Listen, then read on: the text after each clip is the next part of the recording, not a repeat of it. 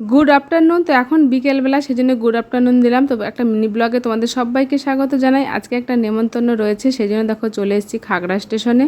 সেখান থেকে চলে যাব বাজার শো। আর আজকে যেহেতু একটা রিসেপশানে অনুষ্ঠানে যাচ্ছি আমরা, তো সেই জন্য আর বাজার শো থেকে একটুখানি ভিতরে দেখো চলে এসেছি আমরা সবাই মিলে একসঙ্গে। আর যেহেতু ছেলের বৌভাত, সেই জন্য মানে একটা মুকুট দিয়ে সুন্দর ডিজাইন করেছে, আমার খুব ভালো লেগেছে। আর এদের মানে কি বলবো, ডেকোরেশনটা অসাধারণ ছিল।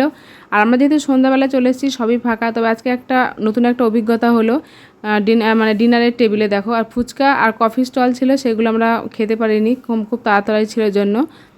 আর দেখো একদম ডিনারে চলে এসেছি, একটা ভেজিটেবল সস দিয়ে। আর তোমার ছিল বাসন্তী পোলাও, তার সঙ্গে ছিল পাবদা মাছ। এটা আমার জীবনে ফার্স্ট টাইম খাওয়া, যে পোলাওর সঙ্গে পাবদা মাছ। তারপর দেখো সাদা ভাত, এঁচড় দিয়েছিল, ডাল, মাছ। আর শেষ পাতে তো 3-4 রকমের মিষ্টি ছিল, পাঁপড়, আর তোমার চাটনি তো ছিলই। এই ছিল আজকের খাবার। আর লাস্টে ছিল আইসক্রিম আর হাজমালা।